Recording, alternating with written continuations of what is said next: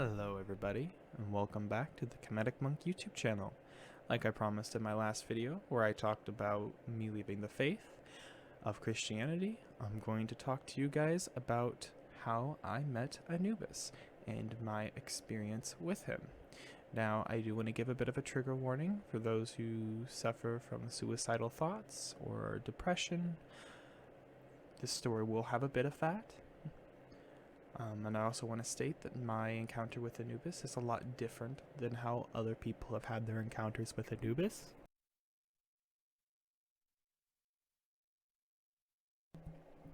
Sorry about that, I had to mute my mic for a second, I made a loud yawn.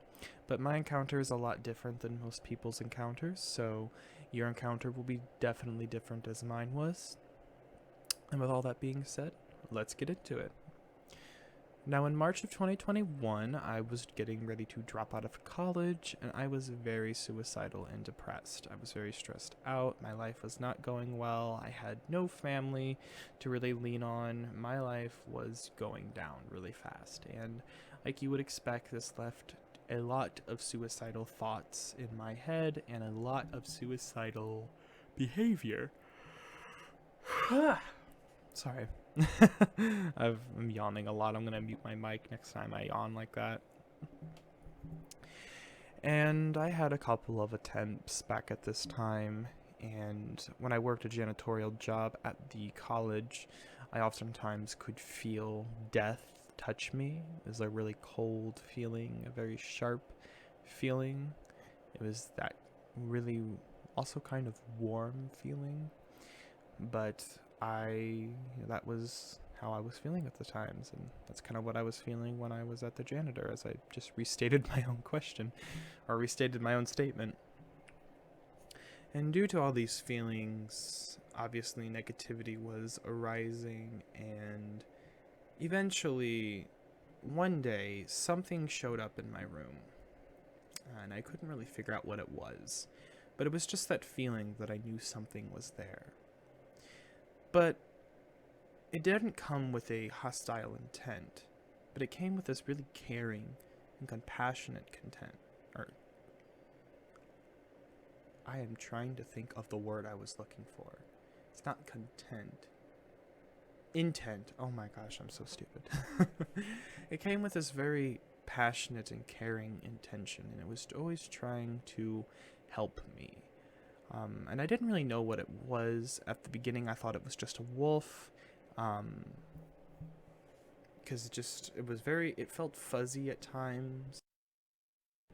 And at other times, it smelled kind of like a dog. And the few times that I saw it, it looked like a dog. It looked like a wolf. So I thought it was a werewolf spirit. These were actually something that my old friend Misty would see from time to time. So I thought I was seeing a werewolf spirit that was coming to help me. And I can't remember what else it would do. If it ever needed my attention, I knew it would always put its hands on my shoulder, but it always put a lot of pressure on my shoulder, which made my shoulder hurt a lot. And if I was ever crying, the spirit would come, and it would always comfort me by either holding me, by letting me sit on its lap, by putting my head in its chest, and it was always just trying to make me feel better. Like, it felt really bad. And I didn't know what it was at the time. I couldn't really piece it together. It left me a gift at one point, like a Steak and Shake cup that had a weird milk pattern on it. And the funny thing is that I actually had a friend who died who used to work at Steak and Shake, so I thought there were some correlations with death going on. And sorry. And eventually this spirit was really starting to help me.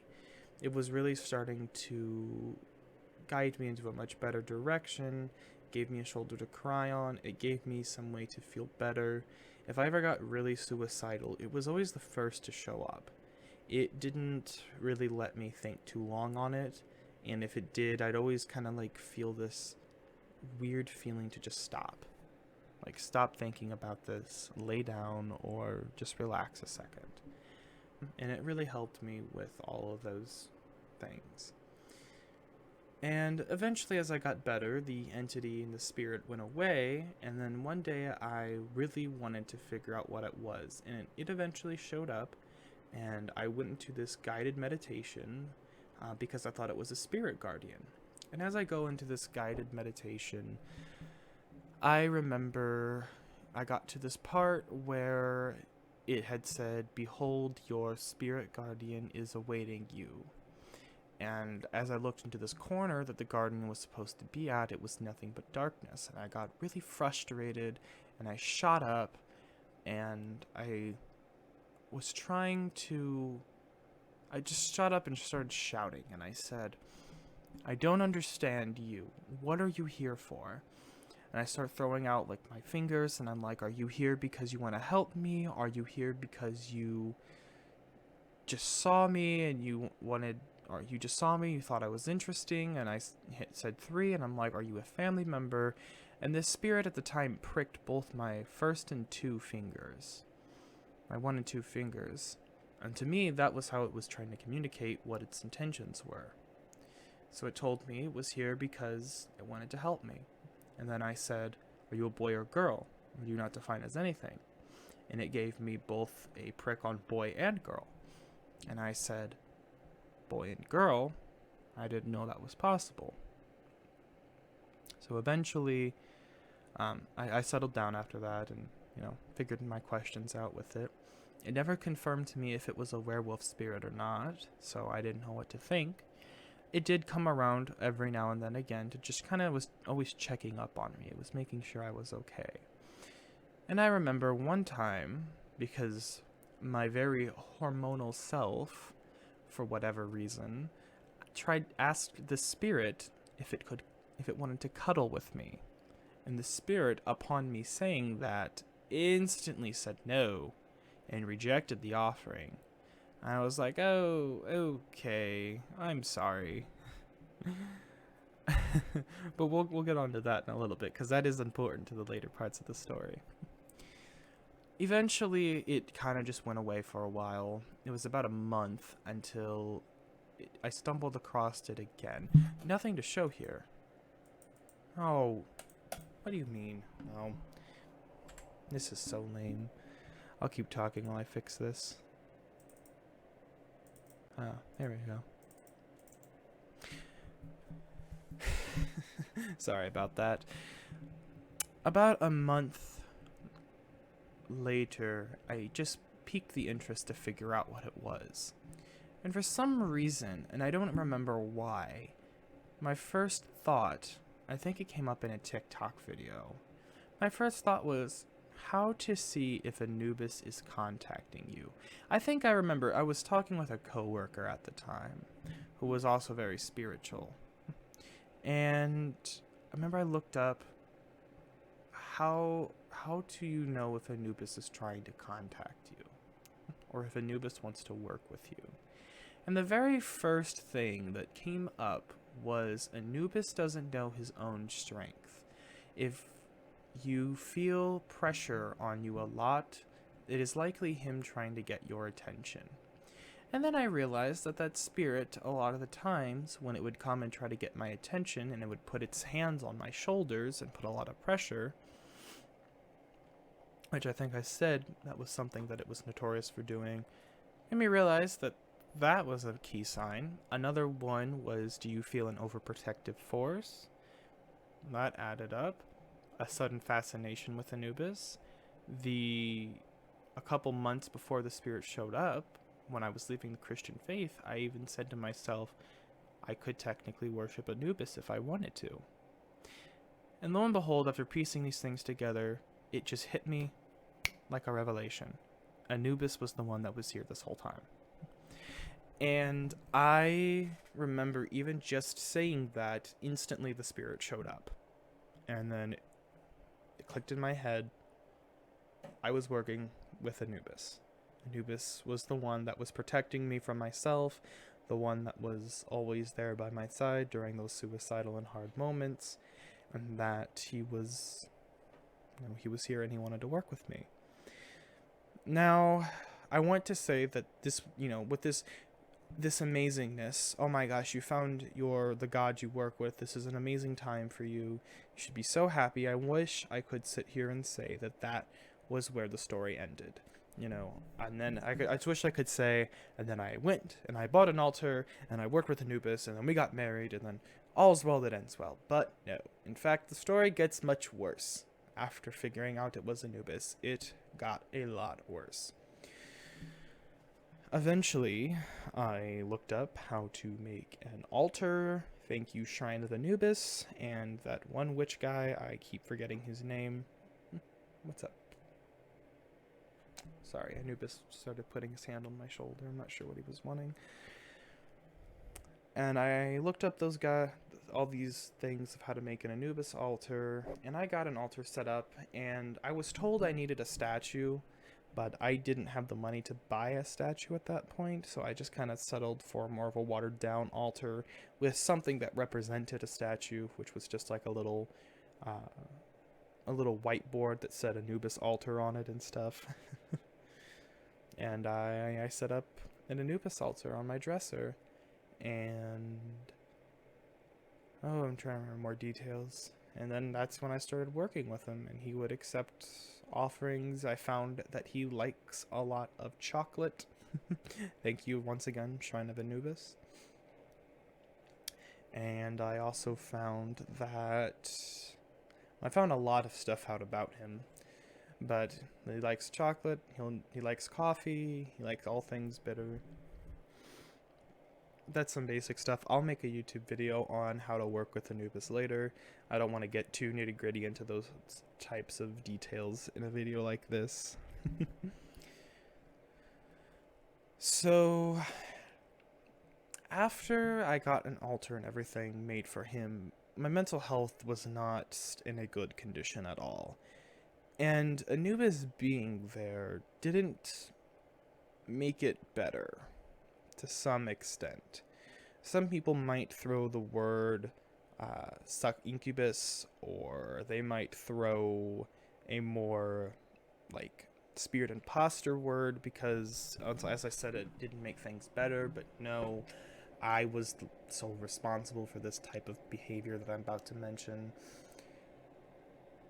Anubis, when he was around, I believed, because my life was not at this time going well at all, I believed Anubis was here because he was trying to guide me to the afterlife. He was basically telling me that it was my time to go and that I could die, essentially. And oh my god. So it's hard to remember these things because it's difficult to think about, because I just don't want to think about them. But this is something very important I think I should discuss with people, because they might have similar experiences. Anubis didn't like it when I would think that, and I would constantly think that he was just trying to tell me that it was my time to go. And I remember so many times crying in my room to him, because it was like I was mourning my own death. And Anubis was never happy when I would do these things. So, eventually, Anubis left around July of 2020, and he didn't come back until... trying to think when. He didn't come back until November, when I actually got a statue, because at this time I still didn't have a statue of him. And he was just completely out of the picture. He was silent, and he wasn't really working with me, and I started not ever really feeling his energy. And even before he left, I kept having these pictures that Anubis was a lot less caring than he was. I kept thinking Anubis was a bit more tough. I didn't think Anubis liked affection. I was very standoffish with Anubis, and I didn't realize that my interpretation of Anubis was wrong until I had another friend come by and tell me, hey, you've got a wrong idea of Anubis. He's a very kind and sweet god, and he's not trying to harm you. in any way. And at that time, my perspective of Anubis opened, and I didn't keep picturing him as a hateful, evil god, or not evil, but not even hateful, just as a more tough, around the edges, more stern god that he was, because he wasn't any of those things. He was very kind, he was very, very gentle, and he really liked affection. And I kind of started shifting to being a bit more affectionate with Anubis, and I'm going to say this in a very non-romantic way. I was affectionate with him. I'm not talking about kisses and cuddle waddles. No, I'm talking about I was a lot more kinder, and I was picturing him to be a lot more kinder than imposing a false belief on Anubis, but it never changed the fact that I still thought Anubis was here because it was my time to go. And because I thought these things, and as I said, Anubis left, and he left for months. He would come if I really needed him, but he was gone and out of the picture for a while. And eventually, he wasn't I wouldn't say permanently gone, but there was definitely that he wasn't hanging around much, and nor did it seem like he wanted to hang around that much. And I remember at one time, I had a really bad day at my friend's house. The last time I saw my friend, it was like a brother to me in person. A really bad day happened, and I lost a really close friend. Well, I didn't lose him, but I was never going to see my close friend again. And as I'm driving home, feeling very suicidal because, him and his family were a lot of what was helping me in hard times, and to lose them, it felt like I was losing everything in my life. And I remember that was also when I woke up and talked to Anubis, and I said to him, I don't think you actually want me to die. I don't think you're here to guide me to the afterlife. I think I only was thinking those things because I wanted to justify committing suicide, not because I genuinely think that you wanted to kill me or you were here because that was what was going on. And I then told Anubis, I'm like, what do you want from me? Where have you been? Why aren't you coming? I just want to know what I can do to work with you more. And Anubis then told me, by showing me a video, he said, you need to get a statue. It's like, I can't work with you unless you get a statue. And that was what I was kind of hearing him tell me, but he was showing me through a video which was how to work with Anubis. And the guy said, you need a statue if you're going to work with the deity for an extended period of time. So I bought a $30 statue, $40, and pretty much every statue someone has for their Anubis altar is likely the one I have. And I bought it, and I got his altar all set up. He's got a really pretty looking altar now, because I've added a bit more to it, and ever since then, Anubis and I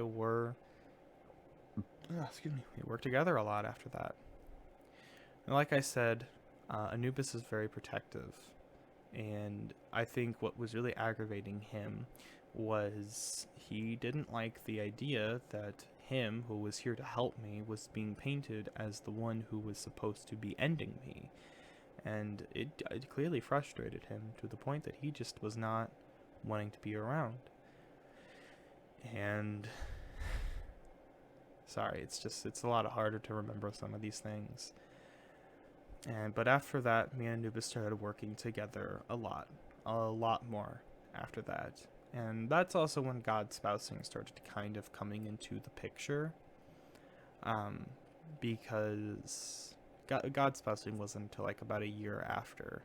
And while I stated that me and Anubis didn't work, or he was very not there, that's a little bit of a lie to only an extent. There was a time that he was basically gone for a whole month. But for the most part, Anubis would show up, and he would come around if I really needed him. And there were times that he'd do things like a small flirt or something like that.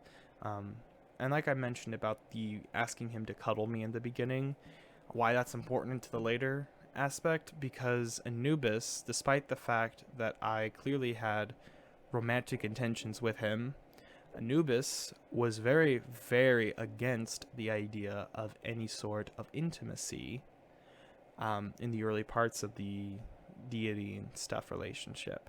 He would not encourage that behavior, and eventually, like maybe a good week or two after we worked together, I heard about sex offerings, and that's when I started offering those types of things to Anubis and other experiences that I had, which I would not be sharing because, I mean, I might share the idea of them, but I'm not going to go in depth like I'm trying to read to you a smut. But regardless, um, that was just, that's, it's important to mention that because a lot of people will tell you, because it is true, that if a deity comes to you with a lot of romantic intentions, then they are likely not the deity, but a spirit imposter. And if anyone was the spirit imposter, it was me, because I'm the one, and thankfully he wasn't, because I was the one who was like, Anubis, let's do something. Haha, Anubis, let's have this. In fact, I was so, and I kid you not, I was so hormonal that despite the fact that I had only been working with Anubis for about 3 weeks, I was over here telling myself in the car, I'm like, I'm going to marry Anubis. I'm going to God spouse him after he teaches me everything. And I'm like, I'm thinking to myself now, I'm like, you are so stupid. Like, I already planned on God spousing him and all of that way before I even barely knew the god. Thankfully, he wasn't a spirit imposter. I would have been so screwed because I was so gullible. So, I thought I should bring that up because when I do talk about the god spousing situation, I do want people to understand that it is very how different things were. Now, that is my story of how I met Anubis. I do want to do a video that talks about what Anubis teaches me, what Anubis taught me, and also talk about how me and Anubis were God spoused. And I wanted to make this video to help people better understand themselves and if your experience might even align with mine. Because I think it's a better idea that people understand how these gods work, because I hate to say this, but modern paganism really doesn't paint them in a more realistic aspect. There are gods that will call to you in difficult times. There are gods that will call to you at good times, and there's some deities that will call to you when you are at your lowest. And pagan communities really paint these gods as, well, they're only going to come to you if you call them. But I call bullshit to a lot of these modernized pagan and witch communities that are basically gatekeeping gods because their way of contacting them was massively different than how we contacted them. And they're no different than the Christian idea of God in some aspects. Some of their faith where, he came to them at really difficult times and stuff. They can do the same thing. It's all about, your experience. And I thought that that's to me why I needed to make this video, was so that people who will stumble across this can understand that your experience may not be like every pagan witch who made the circle and tried to call the god. The god might call to you, or you might call to the god in a different way. So that is why I made this video. Just wanted everybody to be able to relate experiences and to be able to decide for themselves. And I will definitely be doing other videos, such as Isis and Horus and Ra. I don't really work with Ra yet. Or Sobek and Seth especially. So you guys can better understand my experiences and when they called to me, so that you guys can hopefully be able to see the similarities in your experiences and to be able to decide if those gods are calling to you. Because even though Anubis called to me this way, this doesn't mean that Lucifer or any other deity could call to you differently. So, these are my experiences. I hope you guys have a lovely day, and I will see you in the next video. And also, sorry if this video seemed a little scatterbrained. That's what I was kind of thinking when I was making. I'm like, are they understanding my points? But I hope I got my point across to you guys, and you guys have a lovely day.